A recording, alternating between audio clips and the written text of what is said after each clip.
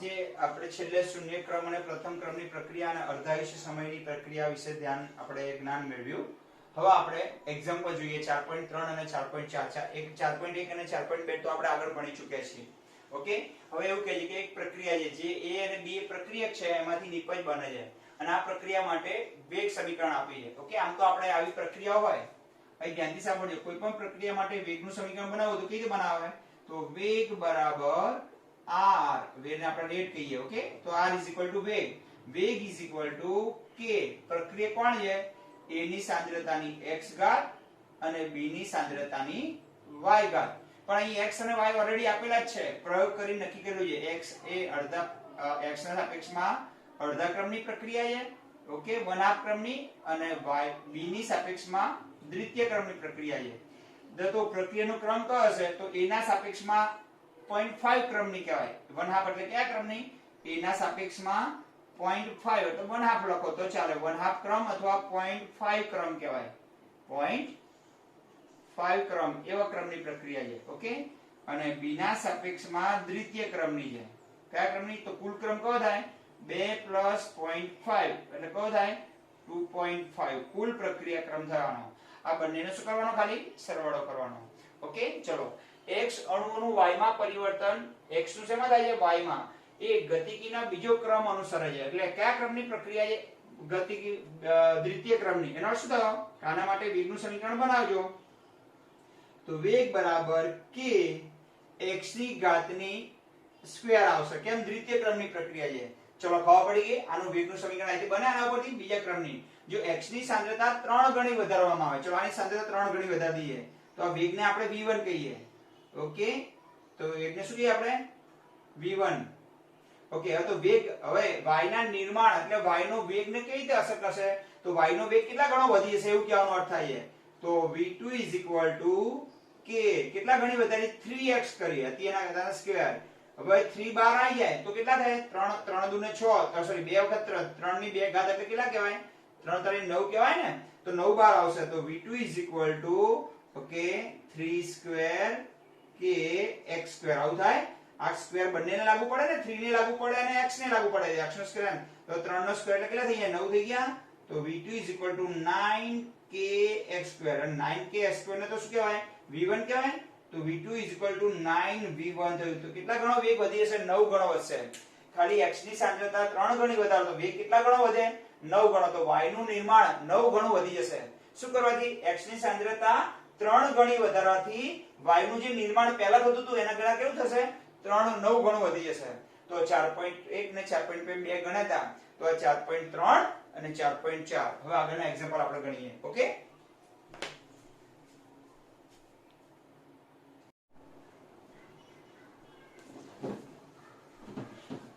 વિદ્યાર્થી મિત્રો, અહીં એક્ઝામ્પલ નંબર પાછું 4.5 આપી છે. એક પ્રક્રિયા આપી છે. જુઓ, આપી છે. હા, આ પ્રક્રિયા કેટલા ક્રમની છે? પાછી પ્રથમ ક્રમની પ્રક્રિયા છે. દેખાય છે? હા, એટલે પ્રથમ ક્રમની પ્રક્રિયા હોય તો આ બધા સૂત્રો લાગુ પડે ને. વેગ અચળાંક k શોધવો હોય ત્યારે આ સૂત્ર આવે, વેગ શોધવો હોય ત્યારે આ સૂત્ર આવે, અર્ધાયુષ્ય સમય શોધવો હોય ત્યારે આ સૂત્રો બધા આવે, અને શૂન્ય ક્રમની પ્રક્રિયા હોય તો ઉપરના બધા સૂત્રો આવે. ઓકે, એ સિવાય એવું કહે છે કે N2O5 જે પ્રક્રિયક છે, N2O5 પ્રક્રિયક છે જેની પ્રારંભિક સાંદ્રતા આપી છે, જેને R0 કહેવાય. ખબર છે ને? પ્રારંભિક સાંદ્રતા એટલે 1.24 ગુણ્યા 10⁻² ઘાત છે. એ પ્રારંભિક સાંદ્રતા આપી છે. ઓકે, જેને આપણે R0 કહીએ. ખબર છે ને? R0 એટલે પ્રારંભિક સાંદ્રતા, અને RT એટલે અમુક સમય એટલે t સમયે બાકી રહેલી સાંદ્રતા. ધારો કે આ સૂત્રને આપણે લાગુ પાડીએ k બરાબર 2.303/t. ઓકે, અહીંયા log. શરૂઆતની સાંદ્રતા 10 મોલ હોય. કેટલા મોલ હોય? અને ધારો કે 25 મિનિટ પછી, તો અહીં 25 મૂકવાના, 25 મિનિટ પછી 4 મોલ રહ્યા તો નીચે 4 આવે. અથવા એમ કે 6 મોલ વપરાઈ ગયા તો પણ 4 જ આવે. કેમ? અહીં કઈ આવે? અહીંયા આ સમયે બાકી રહેલી સાંદ્રતા આવે. કઈ આવે? બાકી રહેલી સાંદ્રતા આવે અહીંયા. ઓકે, t સમયે બાકી રહેલી. તો ઉપર આવે કઈ સાંદ્રતા આવે? ઉપરની આવે એ શરૂઆતની સાંદ્રતા આવે. કઈ આવશે? શરૂઆતની સાંદ્રતા આવશે. ઓકે, અને અમુક સમય પછી બાકી રહેલી સાંદ્રતા. તો જો શરૂઆતની સાંદ્રતાને આપણે R0 કહેવાય તો આપણે ડેટા અલગ કરી નાખીએ. તો તો એ r0 કેટલી આપી છે? શરૂઆતની સાંદ્રતા આપી છે, એટલે કે પ્રારંભિક સાંદ્રતા આપી છે. કઈ સાંદ્રતા? પ્રારંભિક સાંદ્રતા આ આપી છે. તો અહીંયા થશે r0 1.24 ગુણ્યા 10 ની -2 મોલ પ્રતિ લિટર. કેપિટલ M કહેવાય. 10 ની -2 એટલે ભાગ્યા 100 કરી દઈએ એટલે 0.0124 થાય કે ના થાય? ઓકે, આમ ના આવડે તો આ રીતે વિચારી શકાય ને કે 1.24 અને નીચે 10 ની 2 ઘાત એટલે 100 નીચે જાય. 100 નીચે એટલે કેટલા આવે? 0. ઓકે, 0124 એમ પર લખાય કે ના લખાય? આના ભાગ્યા 100 કરી દઈએ એટલે કેવી રીતે લખાય છે અહીંયા? 0.0124 મોલ પ્રતિ લિટર. ઓકે, ચલો સરસ સરસ. અને 60 મિનિટ પછી તો t બરાબર કેટલા આયા? 60. તો t બરાબર 60 મિનિટ આપે છે. દેખાય છે તમને? ઓકે, સરસ સરસ. પછી સાંદ્રતા r છે જેને RT કહેવાય. શું કહેવાય આપણે? RT.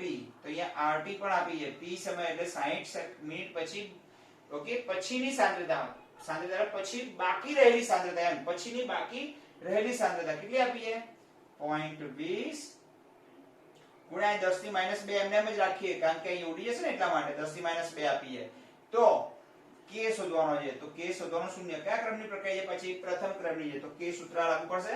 તો k = 2.303 / t log r0 / rt. ચલો 2.303 t કેટલા આપે છે? 60 log r0 એટલે શરૂઆતની સાંદ્રતા કેટલી આપી છે? 1.24 ગુણ્યા 10 ની -2. અહીંયા 0.20 ગુણ્યા 10 ની -2. આ તો ગયા. આ બેનો ગુણોત્તર લઈ લેવાનો જે આવે તે.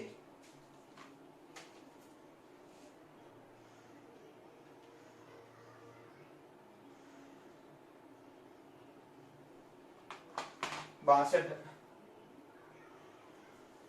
62 આવે છે.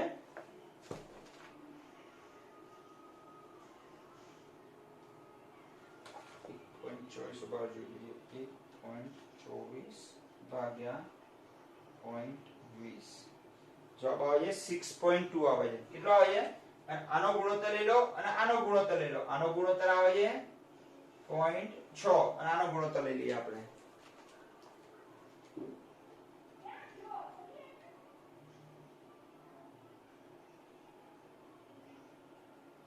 .038 આવે છે. 0.038 ગુણ્યા આનો log શોધી કાઢવાનો. ઓકે, 0.038 log શોધવા માટે શું કરવાનું? સ્ક્રીન ઉપર કેટલા લખવાના? 0.6. પછી 13 વખત શું બધાનું? વર્ગમૂળ. પછી -1. પછી ગુણ્યા 35 57 અને છેલ્લે બરાબર. શું શોધવા માટે? log શોધવા માટે. ઓકે, કેલ્ક્યુલેટરમાં આટલું કામ કરવાનું તમારે. 0.6 પછી 13 વખત વર્ગમૂળ દબાવો. ધીમે ધીમે હો. 1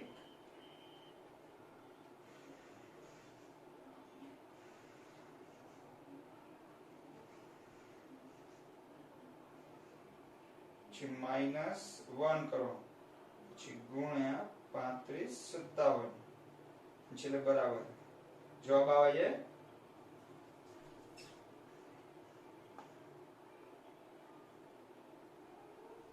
6.6 ની 6.2 આવશે. સોરી હો, અહીં કેટલા આવશે? 6.2. અહીં કેટલા લખવા પડશે? 6.2. તો લખવાનો જો આટલી ભૂલ થઈ જાય તો લોચા પડી જાય. 6.2 1 2 3 4 5 6 7 8 9 10 11 12 13 -1 ગુણ્યા 35 57 અને છેલ્લે બરાબર. ઓકે, 0.7923 ગુણ્યા 0.03838. ઓકે, જવાબ આવશે 0.030. ઓકે, એકમ કયો આવશે? હવે જો આનો તો કોઈ એકમ ના હોય. આ કોઈનો એકમ, આ મોલારિટી એકમ છે. આનો કોઈ મોલારિટી તો નીકળી ગયો. આનો એકમ ખાલી રહ્યો મિનિટ. તો એનું ઉપર જાય એટલે શું આવે? Minute inverse. એ વળી ગયો તમને? ઓકે, તો ખાસ ધ્યાન રાખવાનું. આ કઈ સાંદ્રતા આવશે? પ્રારંભિક સાંદ્રતા આવશે. અને આરે કઈ સાંદ્રતા આવશે? ઓકે, t સમયે બાકી રહેલી સાંદ્રતા. બાકી રહેલી વપરાઈ ગઈ નહીં, જે બાકી રહી ગઈ ને એ સાંદ્રતા આવશે. અને આ log શોધવા માટે, log માટેના સ્ટેપ છે. ઓકે, જે તમે નોંધ કરી લેજો પાછા 5 સ્ટેપને. ઓકે, એટલે ખબર પડે. ચલો હવે 4.6 એક્ઝામ્પલ ગણીએ.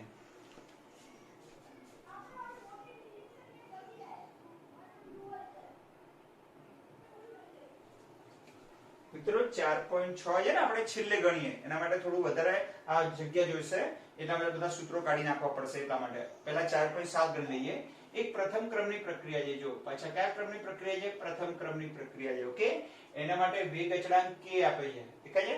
તો એનો t1 આપ શોધવાનો છે. તો t1 આપ શોધવા માટે તો k ની જરૂર પડે ને, 0.693. ઓકે, તો t1 half is equal to 0.693 upon k. તો 0.693 k એટલે વેગ અચળાંક છે. વેગ અચળાંક કેટલો છે? 5.5 ગુણ્યા 10 ની -14 છે. -14 ઉપર જાય એટલે કેટલા થઈ જાય? +14 થઈ જાય. તો 10 ની +14 થઈ જાય. અને આ બેનો શું કરી નાખવાનો? ભાગાકાર લઈ લઈએ આપણે.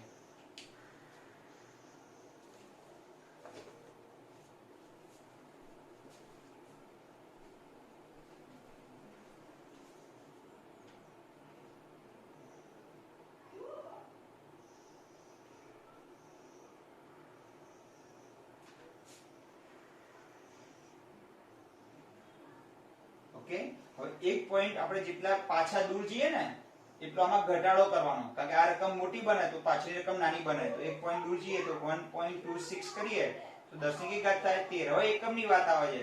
ઉપર તો કોઈ એકમ નથી. k નો એકમ કયો છે? સેકન્ડ ઇન્વર્સ છે. તો નીચેથી સેકન્ડ ઇન્વર્સ ઉપર જાય એટલે સેકન્ડ થઈ જાય ને, તો ઉપર શું આવશે? સેકન્ડ આવશે. ઓકે, ખાસ તમારે ધારો કે આવા બે જવાબ આપ્યા હોય તો એકમને પણ ધ્યાનમાં લેવો પડે. ખાલી જવાબ લઈને તમારે ન મૂકી દેવા. તો t1 આપ મળી ગયો. ઓકે, અડધા સમય આટલા સેકન્ડ પછી પ્રક્રિયાની સાંદ્રતા મૂળ સાંદ્રતા કરતા અડધી થઈ જશે. ઓકે, અને 4.8 નંબરનું એક્ઝામ્પલ જોઈ લઈએ.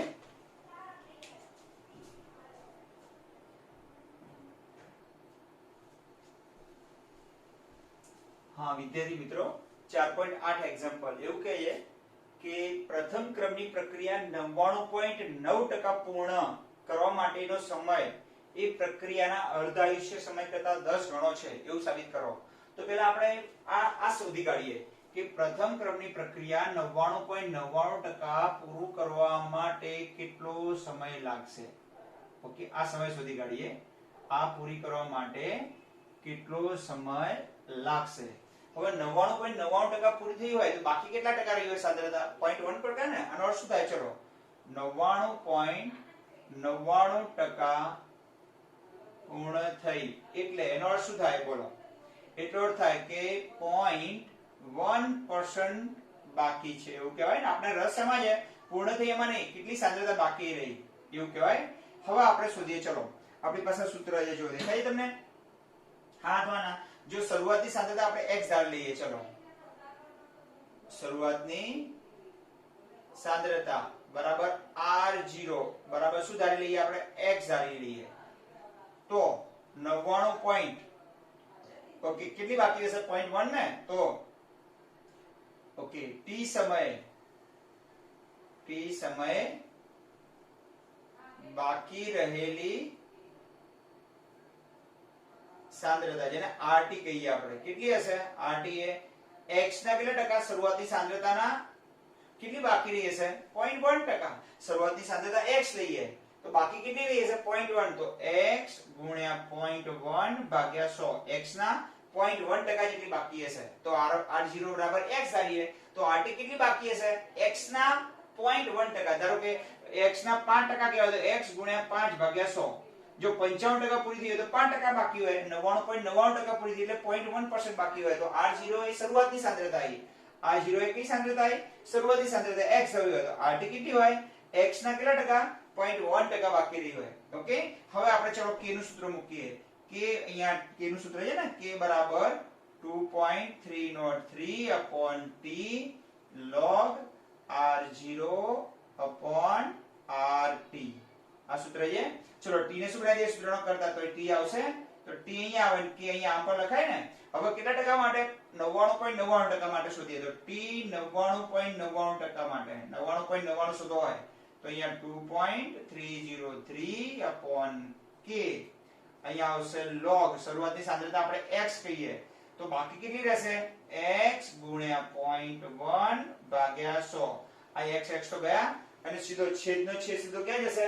અંશમાં જશે તો t 99.9% કેટલી મળશે? 99% પૂરી થવા માટે લાગતો સમય 2.303 upon k log ઓકે છેદનો છેદ સીધા 100 ઉપર જાય ને 100 ભાગ્યા 0.1 અને 100 ભાગ્યા 0.1 એટલે 1000 થઈ જાય તો 2. log 1000 અને 1000 નો log કેટલો થાય? 3 થઈ જશે. તો જો log 1 બરાબર 0, log 10 બરાબર 1, log 100 બરાબર 2, log 1000 બરાબર 3. આવો નિયમ છે બરાબર. તો 1000 નો log કેટલો થઈ જશે? 2.303 ગુણ્યા 3 upon k. તો t 99.9 કેટલા મળશે? તો હવે એનો ગુણાકાર કરી નાખીએ કેટલા મળી જશે આપણને?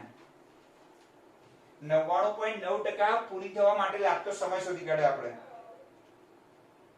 303 ગુણ્યા 3 કેટલો આવે? 6.909 upon k આવશે. આ નંબર 1 મળી ગયો આપણને. કઈ સમય મળ્યો? 99.99% પૂરી થવા માટે લાગતો સમય મળી ગયો આપણને.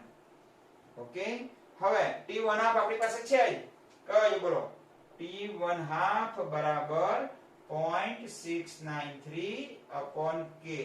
અને આપણે નંબર 2 આપી દઈએ. અને 1 અને 2 નો ગુણોત્તર લઈ લઈએ. પછી આપણી પાસે આ તો જાણી છે ને t1 હાફ. આ નંબર 2 આ નંબર 1 અને 1 અને 2 નો શું લઈએ? ગુણોત્તર. હવે સૂત્રો જવા દઉં છું બરાબર મિત્રો. ઓકે,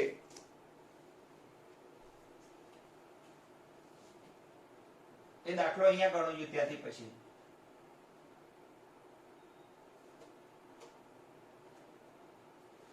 ચલો,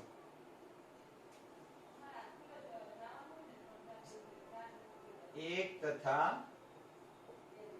2 નો ગુણોત્તર લેતા. ચલો ગુણોત્તર લઈએ. તો t 99.9 is equal to આવશે 6.909 upon k. અને નીચે આવશે t1 હાફ. બંનેનો શું લઈ લઈએ આપણે? ગુણોત્તર લઈએ એટલે 6.909 upon k. આવું થશે આ સૂત્ર આનું. અને નીચે કોનું મૂકી દઈએ? t1 હાફ નું મૂકી દઈએ. ખ્યાલ આવી ગયો? તો 2.693 upon k.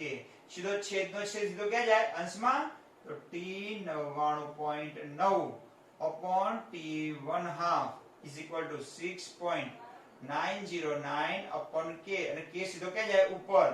તો k upon 0.693. આ તો ગયું. આ બેનો ગુણોત્તર લઈએ કેટલો આવે છે? t 99.9 upon t1 half is equal to આ બેનો ગુણોત્તર લઈ લઈએ કેટલો આવે છે?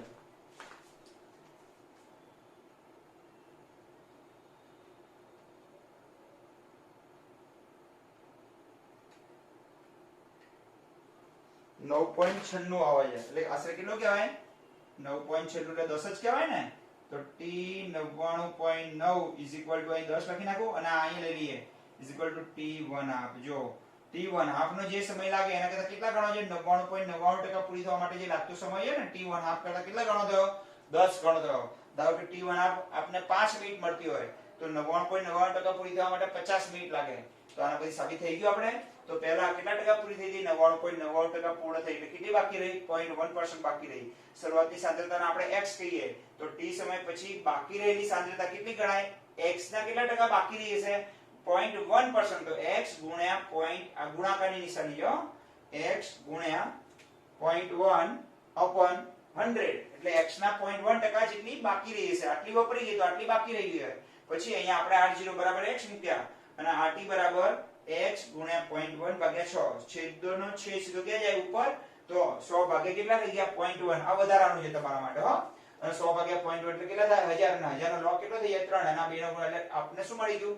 t 99.9 મળી ગયું. અને અહીંયા t1 હાફ મળે. પછી બેનો ગુણોત્તર લઈ લઈએ તો આપણે એ સાબિત થાય કે 99.9% પૂરી કરવા માટે જે સમય લાગે એ અડધી પૂરું કરવા માટે જે સમય લાગે એના કરતા કેટલા ગણો છે?